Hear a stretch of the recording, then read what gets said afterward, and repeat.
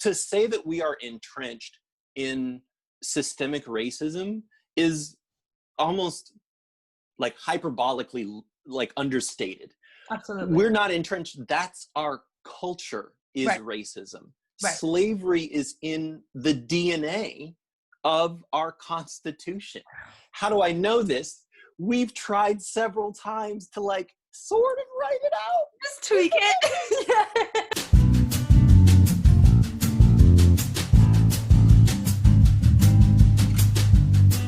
Welcome to the Tea On. We sip tea and we talk about things. Yes.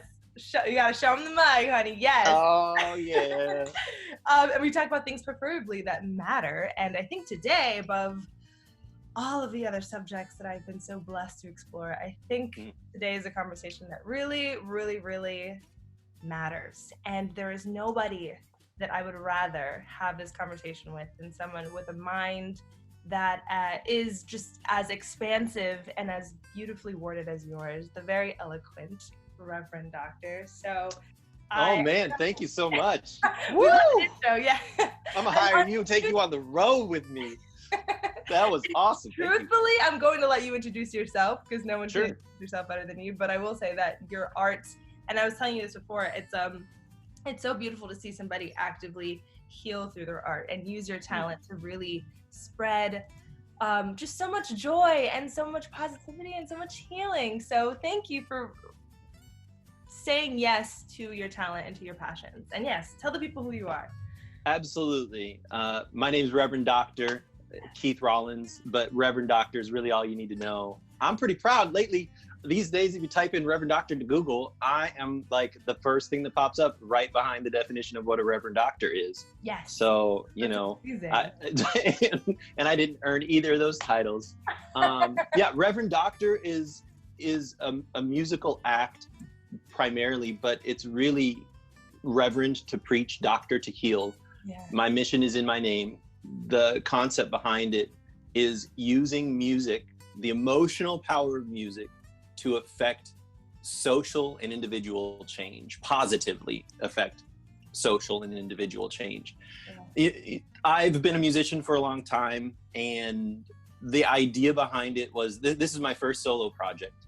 Mm-hmm. I've always been in bands, original and cover.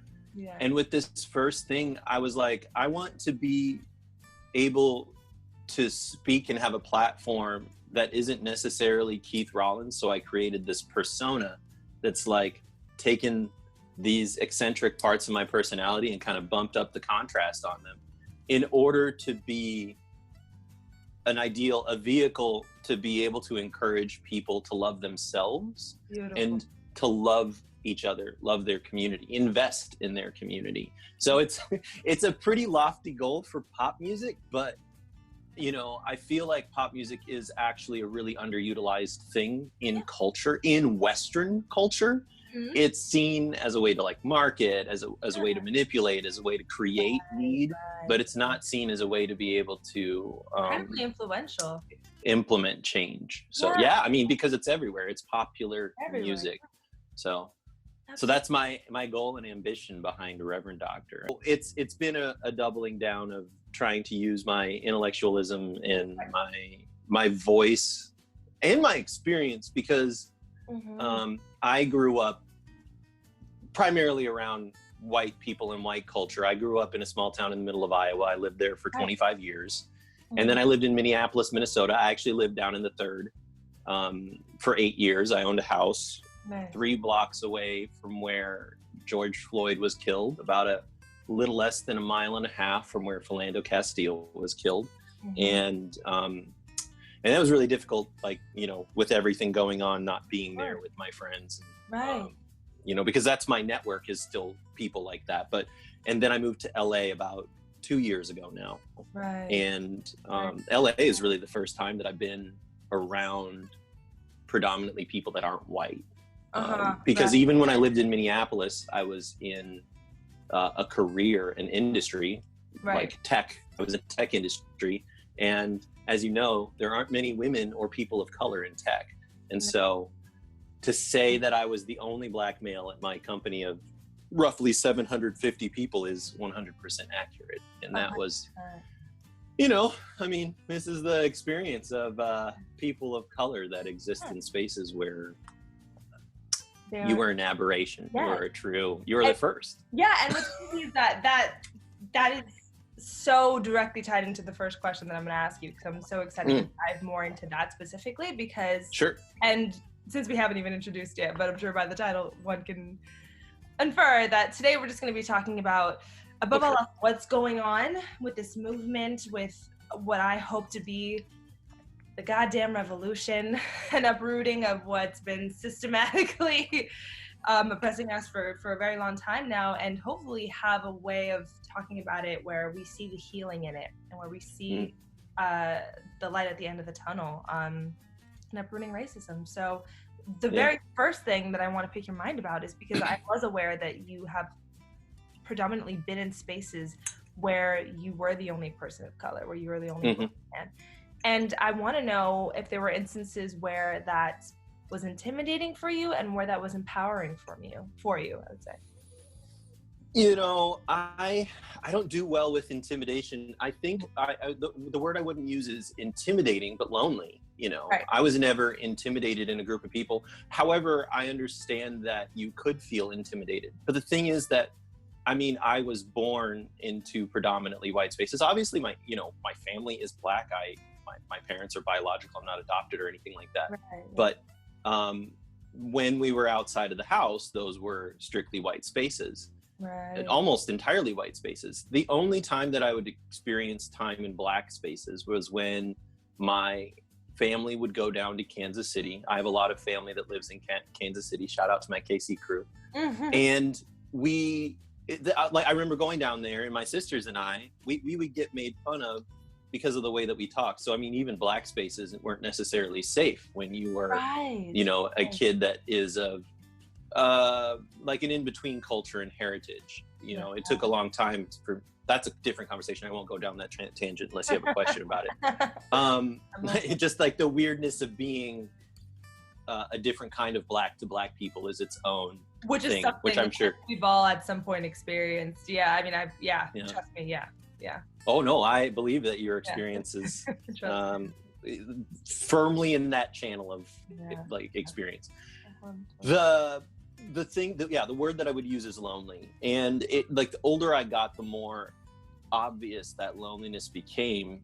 I mean, I was in second grade when I was first called the N-word. I definitely experienced racism in middle school. I was among the top kids in my class for like grades and things like that, but I was still put in, it was called BD, behavioral disorder, in that program the very first semester that I was in middle school, because they assumed, I think, because I was Black that I would be in there. I remember being in that study hall and the study hall teacher being like, "Do you know what your homework is?" And me being like, "Yeah." And like, "Why don't you go ahead and start on it?" And being like, I finished it.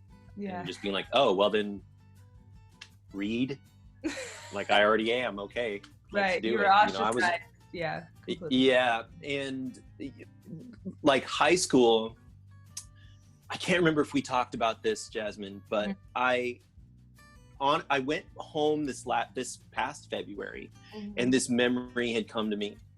I remember my sophomore year of high school, I was playing basketball for this really tiny school in West Des Moines, and we went around the state of Iowa and played these other tiny towns. And we went to this school, and it had a gymnasium. It looked straight out of Hoosiers. I don't know if you know that movie. It's an old basketball movie.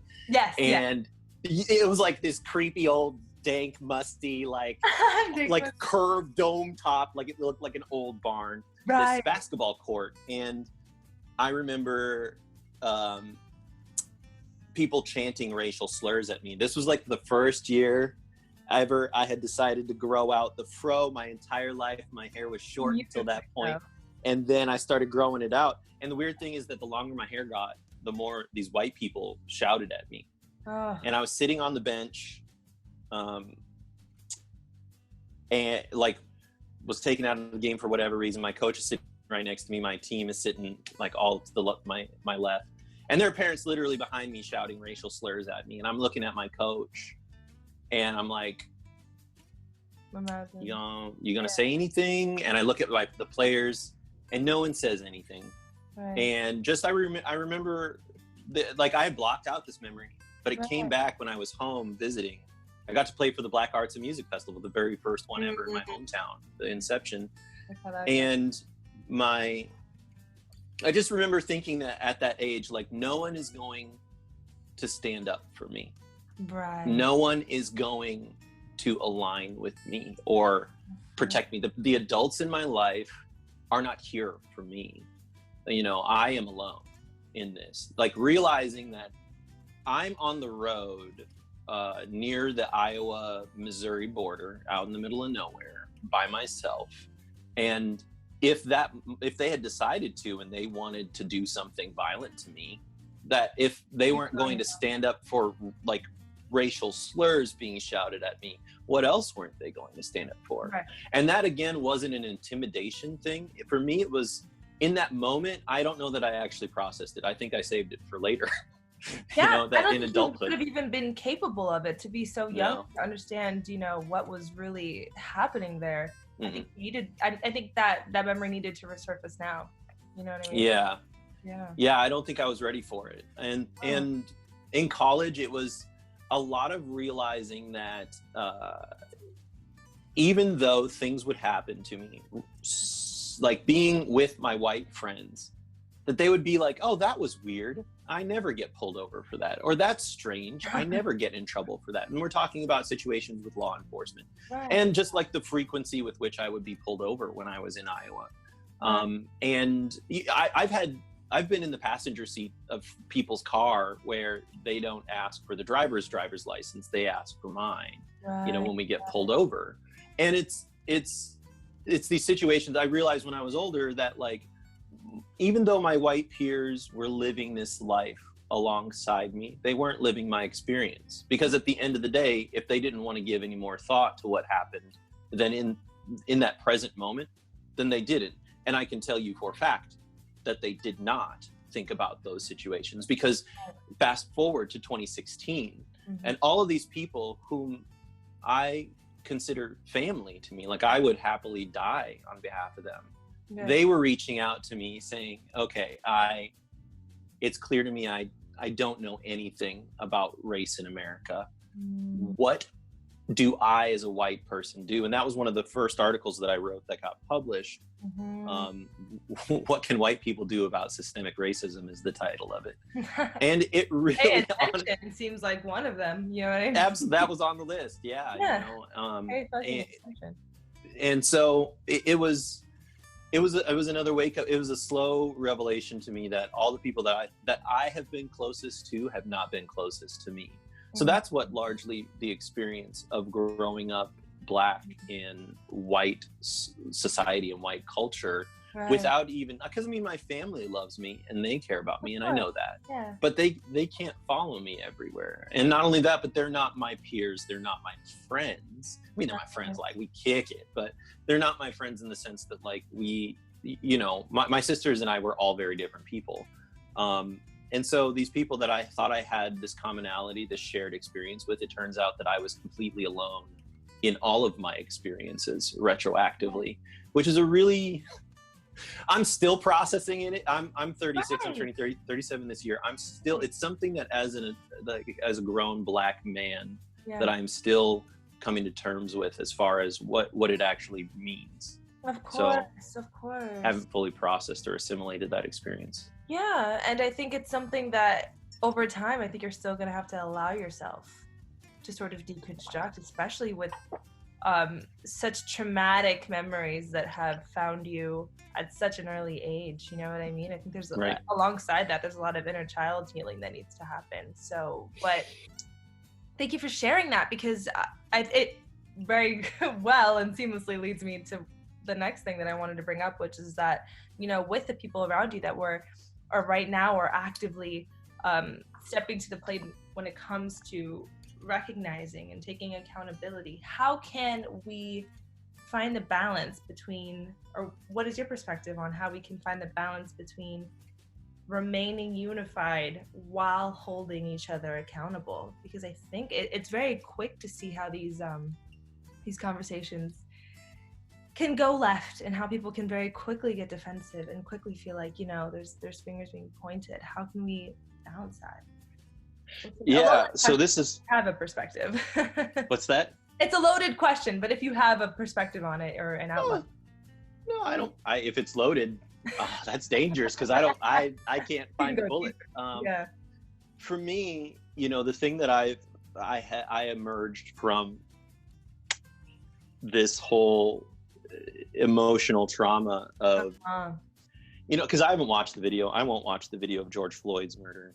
The only one that I've ever seen was Philando Castile's, and that, that one made me realize that I constantly think about the ways already in which I could violently die at the hands of anyone, not just law enforcement, that I don't need any more imagination. Like, I don't need help. And so I don't need to watch the video to be deeply affected by it. It felt really voyeuristic, actually, to me, the way that it was shown around, like flagrant displays of Black Death in a way that I don't know that we would do anyone else in anywhere else at any time else. Yeah, absolutely. So for me, bringing up that point, actually, really, thank you for that. Yeah, it's very voyeur. I mean, Black Death has always been voyeurism. Like, I think about the lynching and the souvenirs that probably exist in people's homes and are handed down like heirlooms, like the black body parts, the teeth, you know, the hair, the nails, and things like that people have stripped off of, and, you know, having hidden cupboards and rooms in their homes and proudly showed them in their safe spaces when they have people that they have are sympathetic over. That is absolutely something that I think about and consider, and I know that happens because I see the way people are treated. But for me, the thing that I emerged after this grief, this trauma, and we talked about this a little bit last time, my perspective, I see a lot of language and rhetoric around the thing that people need to become. And the phrase that's thrown around is anti-racist. It's not just enough to not be racist. We need to be anti-racist. And I take issue with this, and here's why. Maybe this is where the loaded comes from, because, you know, I feel this way. Here's why. Anti-racism is this concept that it's an active attack of those either passivity or the actual racism. And here's the issue I take with this, is that when you are on the offensive, you cannot be surprised that anyone gets defensive. The thing that I think that we need to replace anti-racism with is an active celebration of people that are different from us and other experiences in other cultures. That active celebration is something that still replaces the passivity, still something that replaces the negativity, still something that replaces, if I'm speaking strictly of white people, something that replaces complicitness with something that actually not only has the ability to change the landscape of what we're currently experiencing, to push legislature, to encourage people who are of character and vision to be elected into public office, but also has the ability, once that change is implemented legally, societally, individually in your community, you have the ability to then create a buffer between you and going back to the way that things are. Because to say that we are entrenched in systemic racism is almost like hyperbolically like understated. Absolutely. We're not entrenched. That's our culture, is racism. Slavery is in the DNA of our Constitution. How do I know this? We've tried several times to like sort of write it out. Just tweak it. 13th, 14th, like, you know, so it's in we know it's there. And that's even our re-examination of our forefathers that have written these things. You know, being Black is this weird experience of like loving yourself, of loving being American, but also simultaneously recognizing that your experience as an American is completely outside of what America had planned for anybody. Yes. And so it's this odd place of being entirely disfranchised, not even being a player on the court, you know, and you're expected to give all this, to sacrifice all this. And that's when I go back and I read, you know, something that was super popular was Frederick Douglass, you know, with the 4th of July, you know, what to the slave is the 4th of July. But also I think about Langston Hughes, I think about Zora Neale Hurston, I think about these creative Black intellectuals, I think about, you know, Dr. Cornel West, I think about all of these people that have had this long narrative, this long history of saying, you know, we can do better, we can do better, we can do better. They're like, we're so tired, it's just lip movement now. Yes. Just like, or just like limp, like, please. Limp, nothing but a fist in the air. We can do better. Absolutely. Exhausted. Oh my God, so exhausted. And so this is for me the difference. Like when you have a rhetoric of anti-racism, that's where, I'm gonna be real frank, that's where white people get their feelings hurt. Right. That's where people make assumptions about each other. And frankly, it doesn't help us to make assumptions of the people whose minds we wish to change. Exactly. And that's another point, is that like, if I erase your individuality and your humanity, what makes me think that you're gonna treat me any different about all of this? Right. And the very last point to that I want to make is that, you know, I also in my brain hear a lot of Black people that are like, that's not hard enough for me, man. That's not, you know, that they're angry, and I'm angry, that they're upset, and they're like, I'm done with these white people, yo. But here's the thing, is that I get anger and I get exhaustion. I've been in white America for 36 years. And just to be frank, I'm going to be real with you right now. In my personal life, every new white person that I meet, they better be woke, because I went through my old relationships and I had to go through my Rolodex and be like, bye. Bye. You haven't shown up for me. Bye. Like I've shown up for you, you know? But the thing that I want to say is that I feel some people out there would be like, that's some whitewashed Martin Luther King Jr. bullshit that you're preaching right now. Two things. Martin Luther King Jr., that bro, like, we forget how he tucked in. They didn't kill him because they was like, yeah, you my boy. They was like, you need to stop now. Exactly. Absolutely. The other thing is that just because something comes from a place of love does not mean that A, it won't be effective, and B, it doesn't absolutely seek to use our enemies' weapons against them.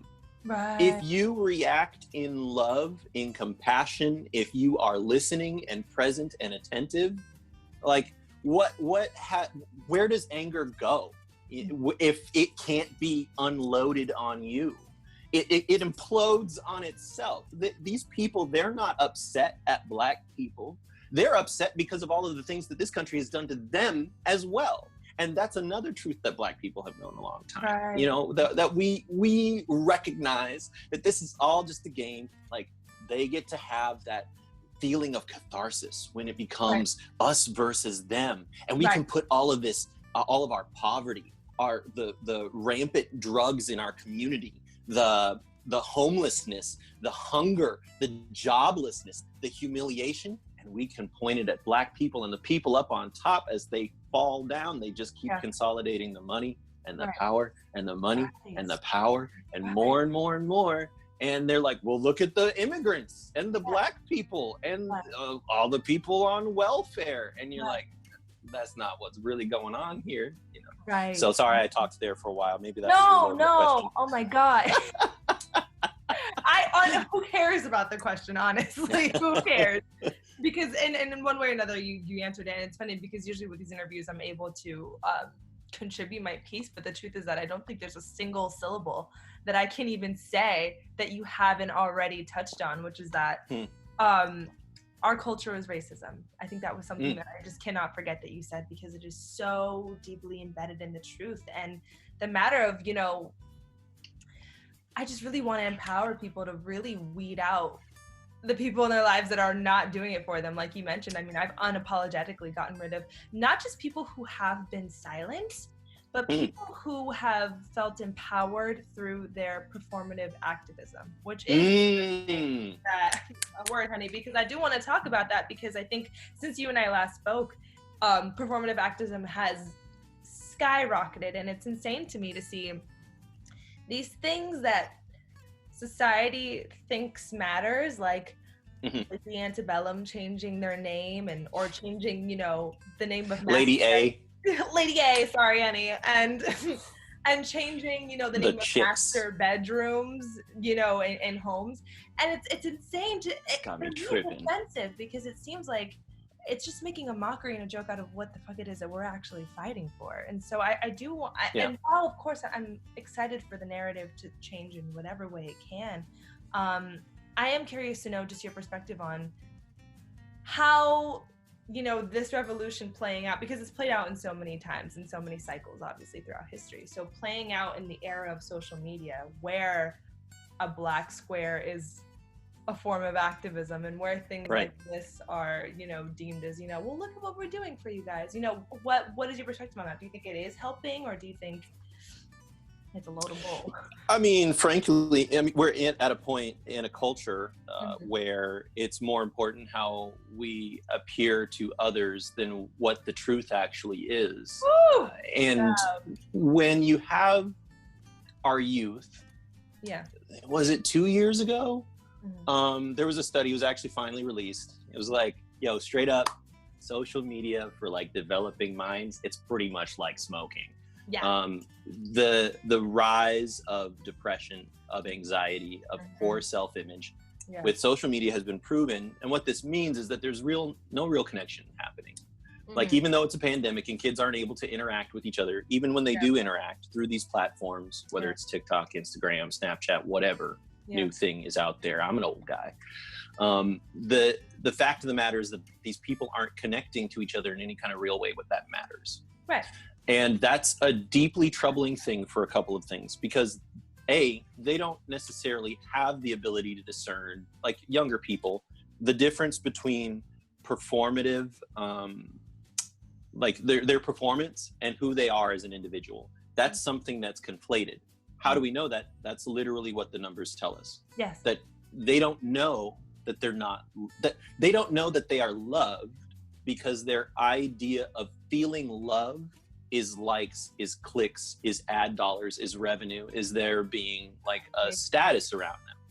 So if they don't have that, then they literally don't have love. I'm not just talking about young people, because this is something that, you know, me here in the middle space also succumb to, is that performance, because that's what capitalism asks of them. When you are in your workplace, it is more important for you to appear productive than to actually be productive. If productivity was the object, everybody would have been working from home a lot earlier. All I'm saying, if we're talking about ideas of happiness and in a fullness and a full life and a balance that you have in your soul and your spirit. So when I see people and they're doing really performative acts of anti-racism, or even promoting Black life or women's issues, or et cetera, gay pride. When I see this, I know that they're trying. I'm probably more merciful than most, and here's the reason why. Is that particularly with this rise and resurgence of people finally getting into the fight, it's literally maturity. When we were kids, we behaved as kids. Hopefully, and here's the trick, oh my God, our poor culture. Hopefully, as you grow, your depth and your maturity, it deepens. Hopefully, you don't have the same mentality that you had when you were a kid. Obviously, I'm a very silly, goofy person, but the thing is that I could be silly and goofy, and I can also recognize that you need to have a rational approach to things. And I'm not talking about a ration that disengages from emotion. I'm talking about the kind of thing that when you first start trying to do a thing, you imitate. Okay, well, they're doing and saying and posting these things. I need to do and say and post these things and appear this way. That's a fine first step. It needs to be not us, Jazmin. We don't got to be those people. Yeah. It needs to be those woke white people that are like, dope, I'm glad you showed up. Welcome to the party. The water is warm. It's also probably going to mess you up. So you're going to have to take regular breaks. You're going to need to eat. You're going to need to sleep well. This is what we're doing. This is how we're getting in it. You need to show up. You need to put yourself between, see the officer over there? See the black guy over there? Okay, you got to put yourself right there. You're just going to stand. I know, it's weird, right? Oh my God, they back down. How weird. It's almost as if you're the difference. Absolutely. So I'm okay with the fact that like these people, they have an immaturity when it comes to their first forms of activism. But we need to make sure that as many woke white people that aren't just like on board with this, but are actually having meaningful, important things to say, that they are doing the leading of these people as they begin to get integrated and plugged into this movement. And the thing about Black Lives Matter that is both its saving grace and a huge problem for white culture is that it's not a tiered structure. The civil rights movement, like all of the different movements, they had their iconic, leader up on top. They had their Malcolm, they had their Dr. King, they had their, Farrakhan. But the thing that we found out about those is that you can defame a leader, you can slander a leader can be assassinated, and you can crush movements. Black Lives Matter is deliberately structured in a way where we don't have a tiered leadership, we don't have talking points, and this is done deliberately so that anyone can pick up this mantle at any time and run with it. So that is the problem, in the sense that like we don't have like a cute little, oh, welcome to Black Lives Matter, here's your pamphlet, I'm so glad that you're here. I'm not going to thank you because that's not my responsibility. Racism is actually your problem. So read the material, go home, do your homework, and then come on right back and be ready to work. It's going to get a little bit dangerous for you and your circle of friends. Thanksgivings are going to be awkward, but it's going to be fine. We're going to get through it together. And by together, I mean you'll be alone with your other white people. But it'll be great. It'll be fantastic. That's what we like.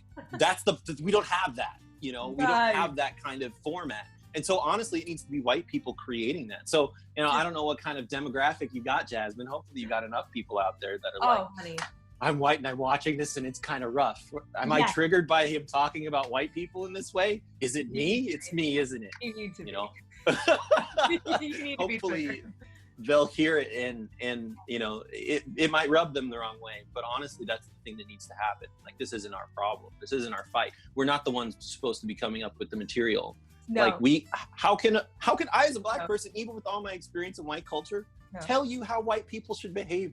Tell white people the cultural key that they need to be able to unlock the shackles of systemic racism. I can't.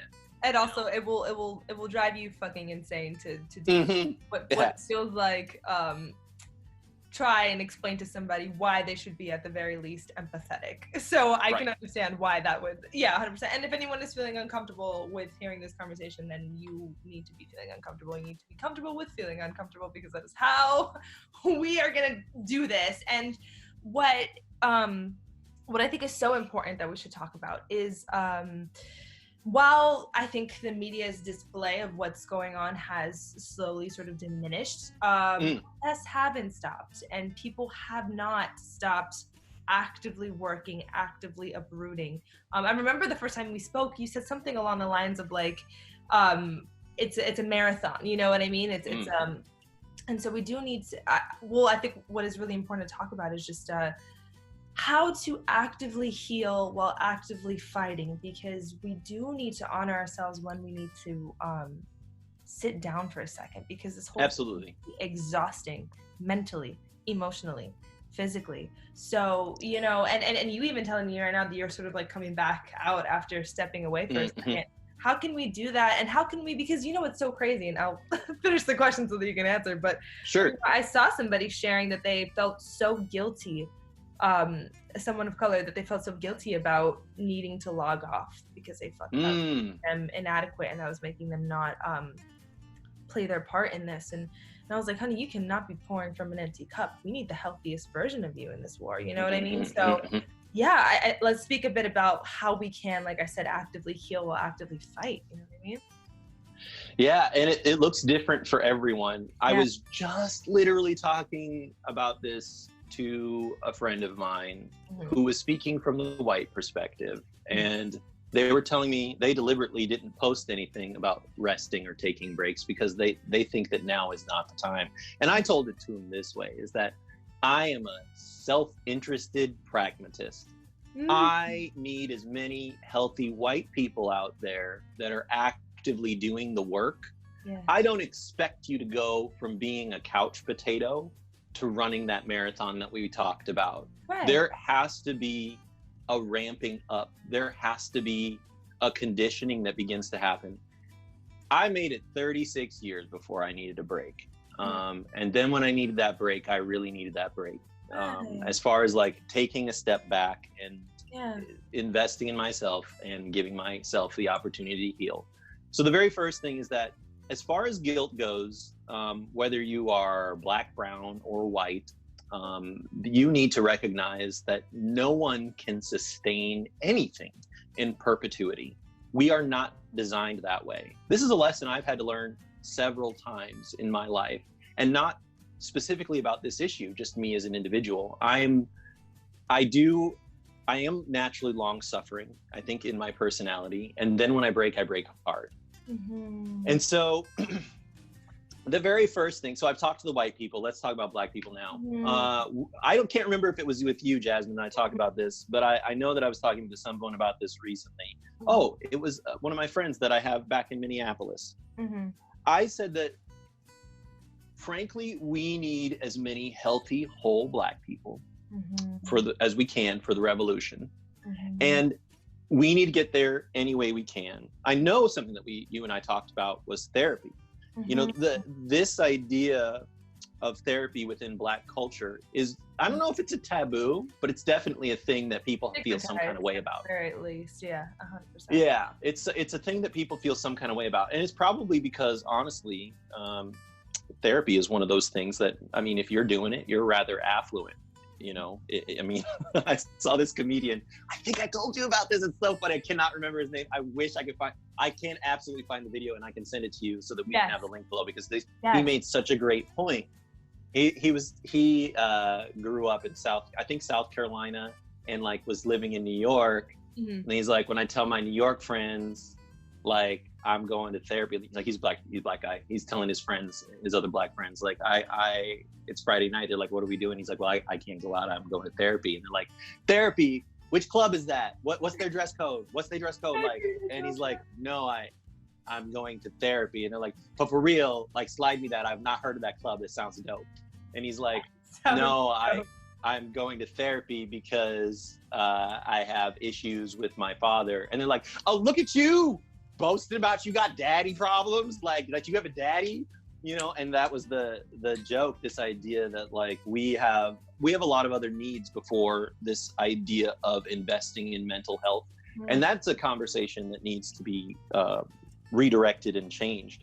Therapy is not something that you do when you have problems. It is something that you can do when you have problems, but it is also something that you can do for yourself to be able to find a way to be not a better version, I don't like that language, but to be rejuvenated in a healthy manner, in a healthy capacity. Full disclosure, I see a therapist. I think it's pretty great. And not only that, but in therapy isn't the only way that you can self-invest, but I honestly, around this idea of mental health, there is a stigma in the black community. And that's the very first thing that I want to tear down, is that seeing a therapist does not make you weak, does not make you broken. It means that you are taking an active investment in your mental well-being, which is a super important step. And the rest of the steps on, like, really, this looks different for everyone. I'm an introvert extrovert, and people are the thing that give me energy, and the thing that all the way up until the point I'm like, okay, no, get the hell away. Very easy to drink. Yes, absolutely. And so for me, it's making sure that I have, you know, space to myself, making sure I have quiet, I have calm, I have, you know, my coffee, I have the creature comforts, sure, but also that I have like almost a meditative stillness. I did a lot of research, I did a lot of thinking, I did a lot of reading, I did a lot of occasional talking, but only strictly with other Black people, other safe Black people that I knew were going to not get caught up in that same loop of hatred. But we're going to still be honest, but in a capacity that didn't make me feel more overwhelmed or torn down. And it's super important. I mean, if you don't have anyone like that in your life, I don't know, Jazmin, maybe we need to start a forum for like positive Black people, not positive in the sense, because here's toxic positivity is an issue as well. That's what I was gonna say. You know, the thing that that I'm always afraid of, that Black people hear when they hear me talking about this, you know, the house Negro trope is always something that I am afraid of being accused of. And the reason why is because of my experience, like predominantly living in white spaces, like, oh, you're not really Black, ... I'm in an interracial marriage. I am queer. And there's all sorts of things that, like, I know that people could get hung up on as far as like saying that I am actually Black, and I could speak for anyone in the community. And I don't frankly think that I do. I speak for me. Yes. But, you know, along this line of the toxic positivity, absolutely, you know, that ignoring of, I mean, I hate to break it down this way, but if you are a Black conservative right now and you're like, Trump isn't so bad. Sorry. Then, like, what's the, you might be a redneck of Black people. I don't know what that is. Like, then you might be like part of the whole ordeal. I don't know. I don't have words. But back to your, you know, how can we, so making sure that you make space for yourself and don't have guilt when you need to disengage. I was telling my friend, we need as many healthy, sane, we need rational, beautiful, whole Black people after this and during this and through this. So when you gotta tap out, you go ahead and tap out. All the rest of us, we ain't gonna make it feel bad when we hear it, when they say like, hey, I haven't been paying attention. We celebrate that. We celebrate that. That's the only reaction that I want to see from my people when we take turns, like, you know, rowing this boat. You know, we gotta, your shift to sleep. That's fine. I'm gonna get us through the night. You're gonna take the date, and then it'll be my turn to nap. So that's my feeling about it. I have several points to make. The first one being sorry, I talked for a long time. No. The first one being that I've never enjoyed a conversation more than this one. I genuinely think you are a gift to this world. Thank you. Thank you for the way that you express yourself. B, I would say that I am also in the queer community and also in an interracial relationship, and I think that it is imperative that you and I stand so true in who we are, loudly and boldly, because of those titles, we have access to spaces where I think our voice needs to be heard the most. And I know exactly what you mean by the House Negro label and feeling, you know, sort of apprehensive about stepping into that territory, because it is, you know, it is hard to sort of preach this notion that there is a way to come out of love and come from a space of love when trying to face something that is so heavy and is so dark. But I can truly say, you know, this is how I view the world and how I think we can actively feel, and I'm entitled to feel that way and entitled to see the value in that.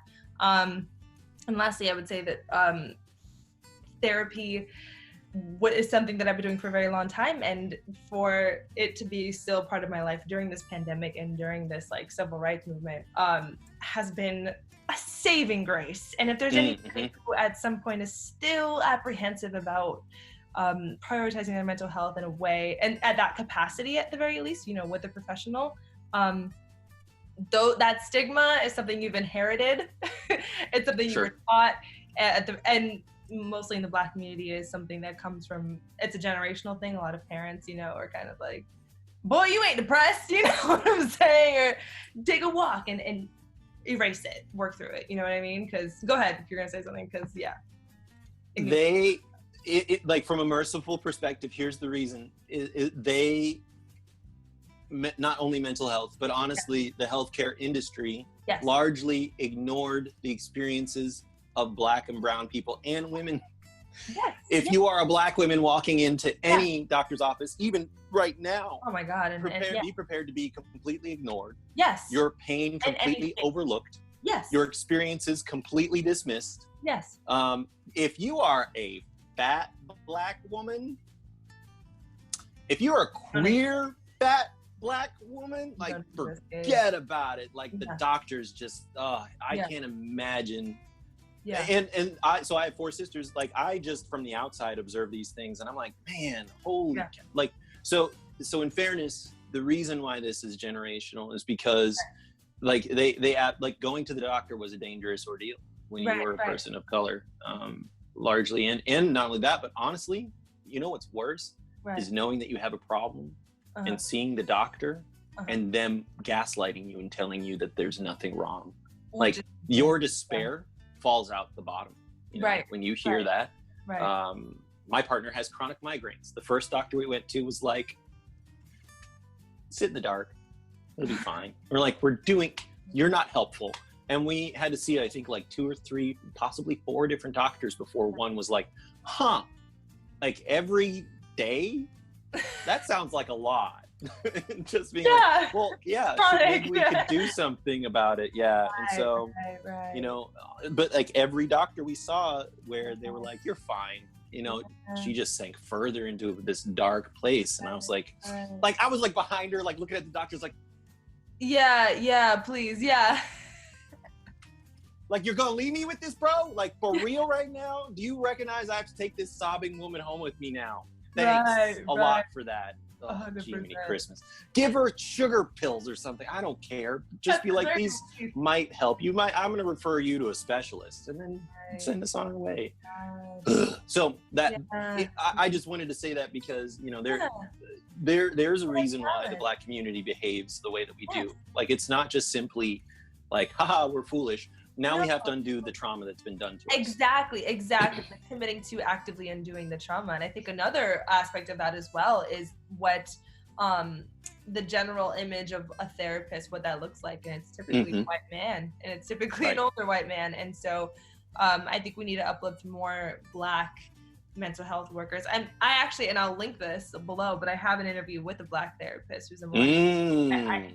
I think we needed to see that face talk about it. So luckily we have that. And the very last question that I'm so excited that you sort of like planted in this conversation, because I really do want to talk about it. I think it's important to talk about what it's like to feel ostracized within your own Black community, because I think it's something that, and you've mentioned, but I can very much understand why that's something that I think we need to talk about now, because even in the instances where you were growing up in predominantly, you know, white spaces where you may have felt different than Black peers, I think there's also the notion of, and this is also connected to something we talked about earlier, where like you feeling enraged about this and seeing another fellow Black person who perhaps isn't really reacting the way that we're expecting each other to react, how that can even divide us within our own community in a time where we really need to be the most unified. So let's talk about that, if you're open. Yeah, I mean, it's really tough right now, I think, because here's what's happening. And here's what we observed. The very first time that I think a statistic captured it was during the DNC election, right before the pandemic happened, was the divide between younger Black and brown people over a candidate, and thinking almost assumptively that they would be for a different one. Right.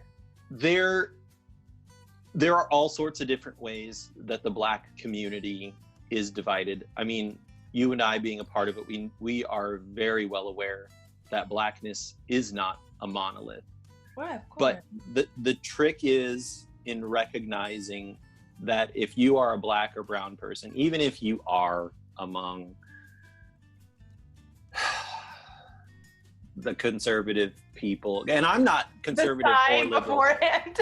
like, what I was thinking was, even if you're in a place where like, I'm genuinely confused how this can fit into positive Blackness, you know, where it's not like a self-hatred, a loathing, or a tradition for you.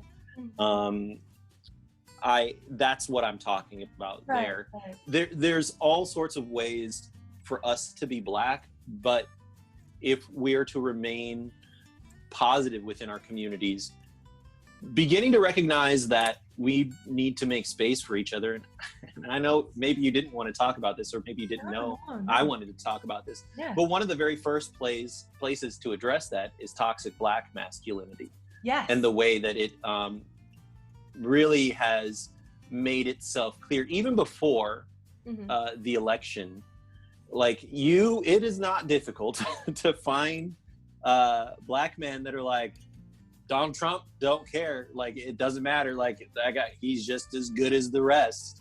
Right. You know, as far as like this idea that, you know, no matter what, we're screwed. But not only that, but this idea of masculinity that still looks at the most toxic parts of his administration and finds no fault with them, finds no problem with the way they have violently spoken about female candidates or individuals in Congress and in the Senate and around the world. And you know, so there are all sorts of things that aren't perfect about Black culture, but I'm still proud to be Black. I'm still so grateful for this culture. It is still a culture and a way of being that is steeped in love. That is our default, is love. Even if, like, I was down a YouTube rabbit hole. As we do. And I was like, looking at these Asian and German, like Scandinavian B-boy groups battling it out at like the World B-boy stage. And this was in February. And I was like, bro, like Black people, we gave that up a while. We were like, we invent stuff and then we abandon it faster than like it takes off in the planet, you know, as far as a thing to love and be beloved and be invested in. Our creativity, love is within our DNA. Honestly, it's our connection to joy. That is our connection to joy. It is our connection to being able to shake off all of the crazy things that we're asked to endure in not just our daily lives, but then if we're talking about systemically, if we're talking about nationally, if we're talking about societally, if we're talking about culturally. So I don't know that I have a lesson.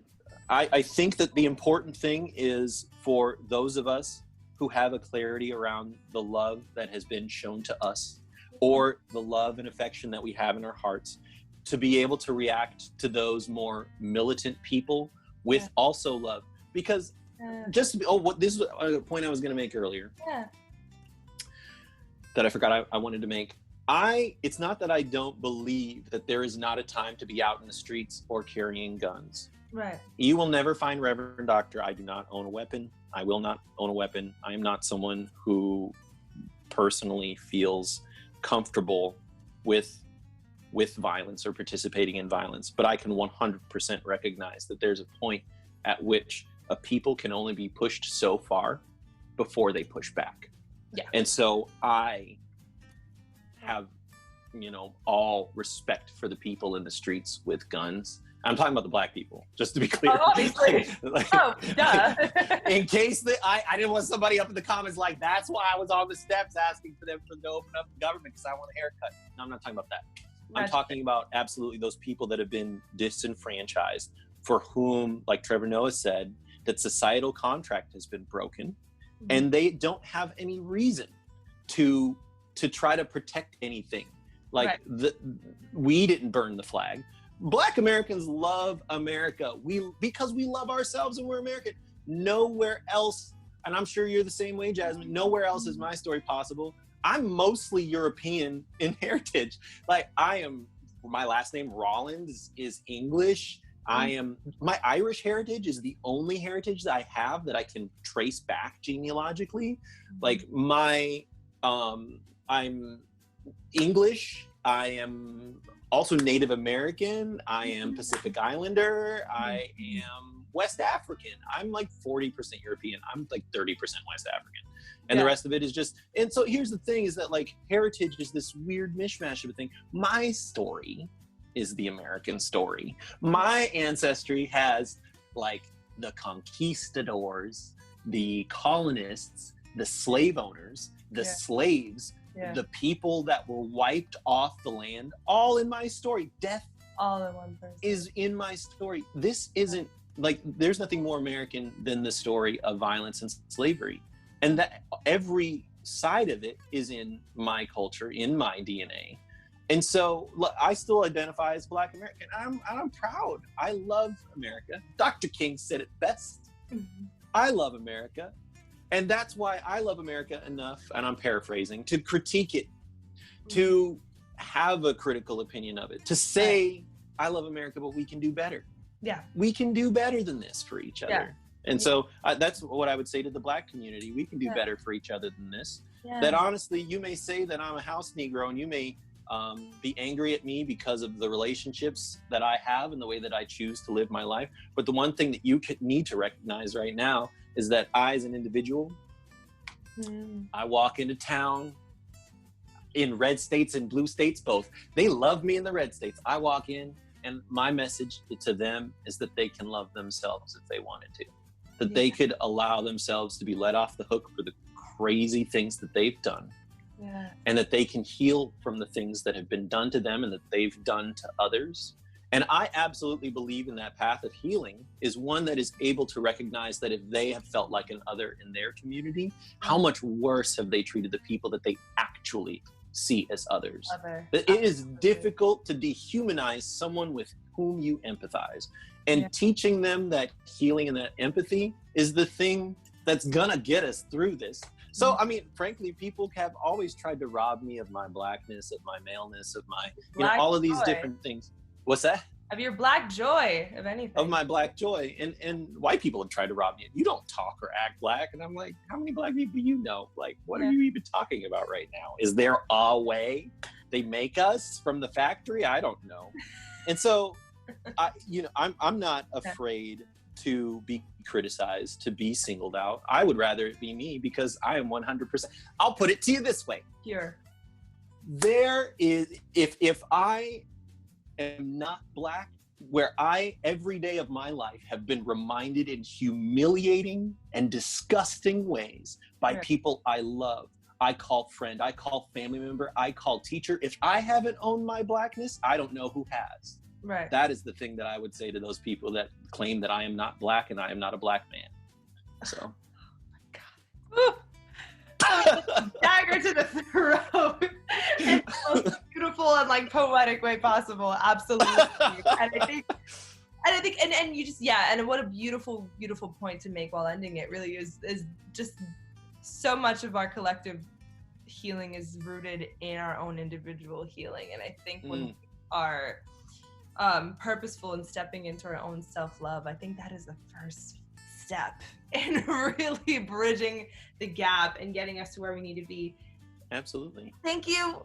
I cannot. Are you okay? I can't tell if you're exhausted or. No, you energize me. You truly have. Good. The way that you're able to still embed so much joy and so much hope and just speaking about just what it is with no sort of veil over it is so inspiring. And I'm so grateful that you recognize the power in your voice and that you're using your voice, not just in your music, but just in these kind of conversations. We need you in your spaces. We need you in spaces that will take you at this point, because it's just, you're so powerful. Your tongue is so powerful. Thank you.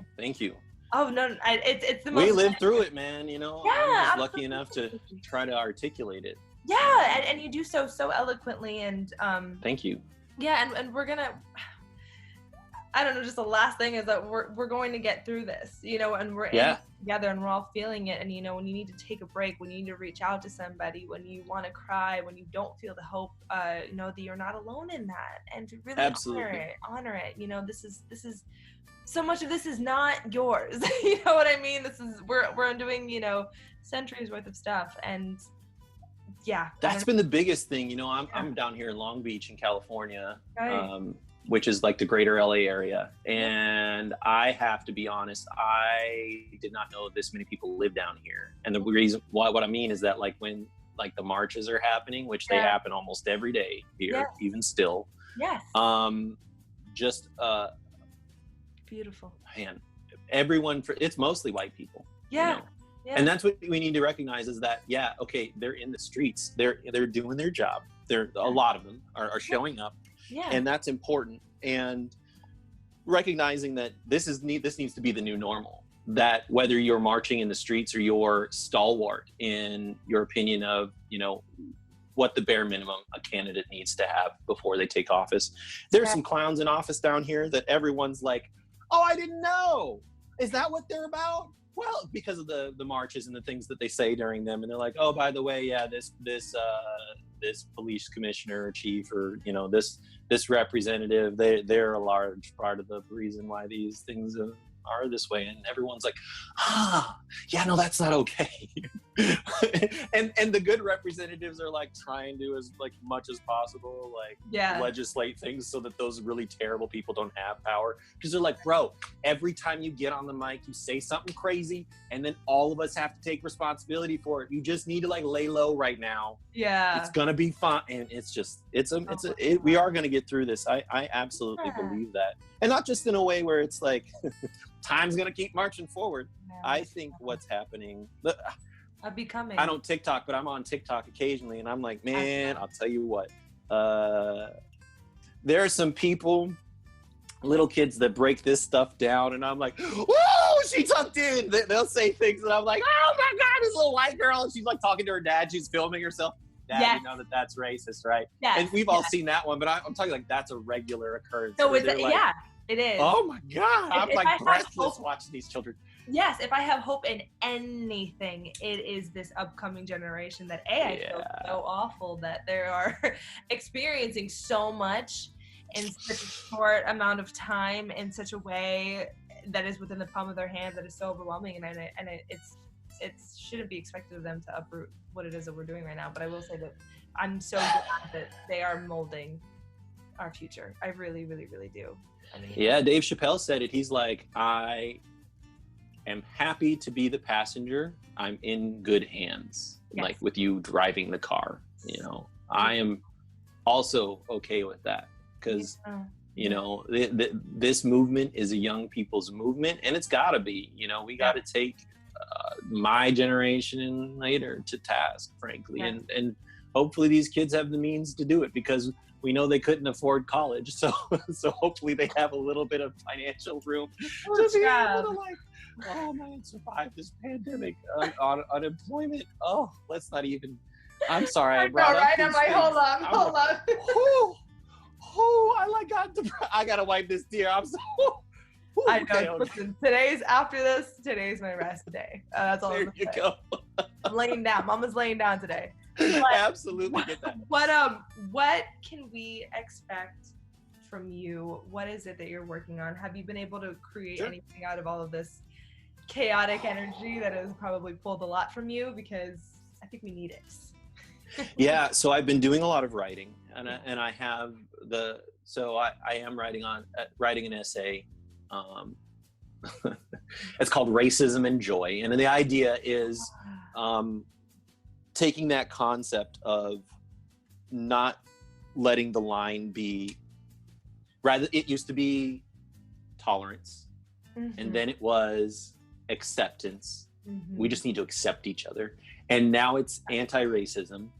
And I honestly think the line needs to be moved to celebrating other people and other cultures different than our own, and that includes everyone. And I'm trying to fit that into a concise, meaningful way to say that in an essay format. You could make that into a novel, but you know, you probably. Yeah. Hey, I mean, if there's a publisher out there that wants to greenlight this, I have an English degree and I could do it. I think that. So I've been doing a lot of writing. I think that, and participating. I moderate a Black Lives Matter forum on Facebook. It is simultaneously the worst and most hilarious thing that has ever happened to me. Just because it's mostly white people and they're just so sensitive. Right. I'm sorry, y'all are. You're just like, they forget. They're, you know, they're like, I'm here for this, but it's hard. And you're like, I know, it's gonna be fine.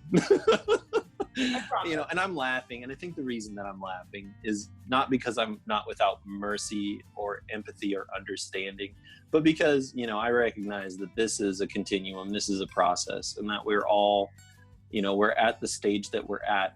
And I don't say it to belittle, but it's adorable. It's cute. It's like, oh, they're like, I marched today and now I need some time off. And it's like, all right, well, take some time off and then come back. It's going to be fine. You know, and I don't say that in a condescending, I need you help. I need, just as with white people, I need as many healthy, woke white people. And I need those people to have babies. I need all the healthy, white, black, brown people that are like woke. Like, we need to be having babies or like adopting children and like loving them, and again, investing in them and raising people in this world that have a sense of sanity and semblance. So right now I've been doing a lot of writing. I released a single in March called Better Together, because Reverend Doctor's been on this beat since before it was cool. You know, I'm like the original hipster.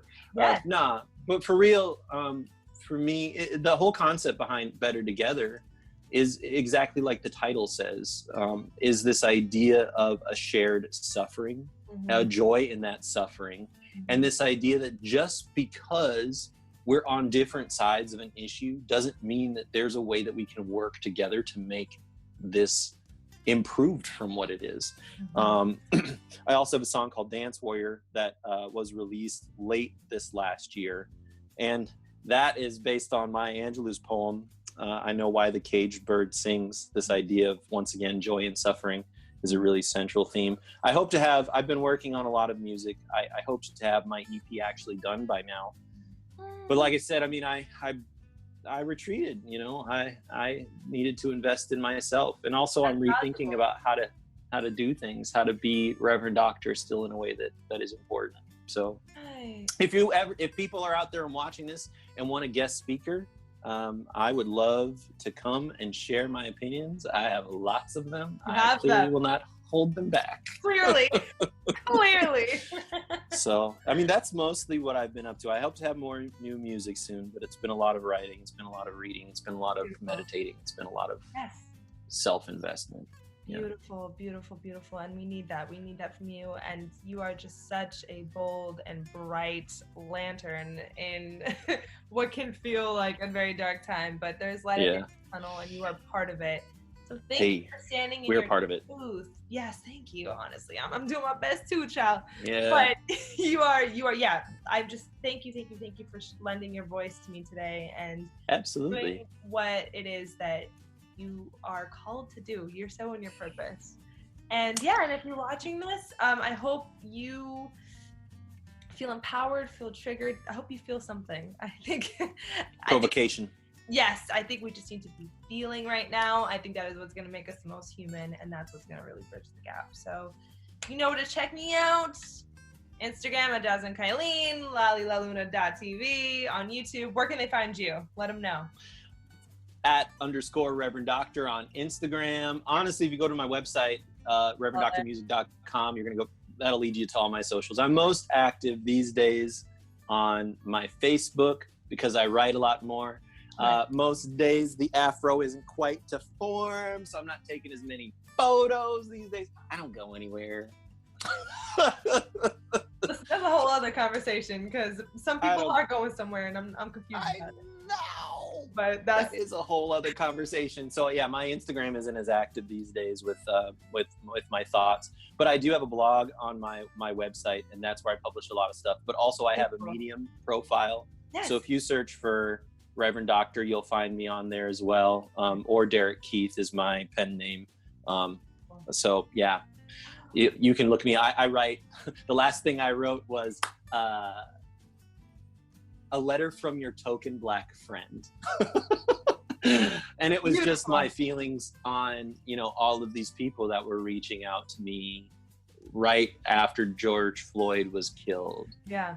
And it wasn't, I hope you're well. It was, how are you? And it felt once again voyeuristic, like they wanted just, these people that I'd never hear from are touching base with me because I'm their only Black friend. And it was almost like they wanted to take a brief tour through my Black grief, and I was just not having it. And so I wrote a letter. And I'm excited to read it because we identify with that well, and it was above all else irritating. But thank you. Absolutely. Thank you for having me, Jazmin. Absolutely. Anytime. I'll have you here to scream about your feelings for all of eternity. Oh yeah, I'll be a pundit. I'll just be like a talking head, like, oh my God, I can't believe she did this is how I feel. But yeah. Yeah. Oh, I hope everyone has a blessed day, and I hope everyone takes the best possible care of themselves. Please do. Bye. Bye.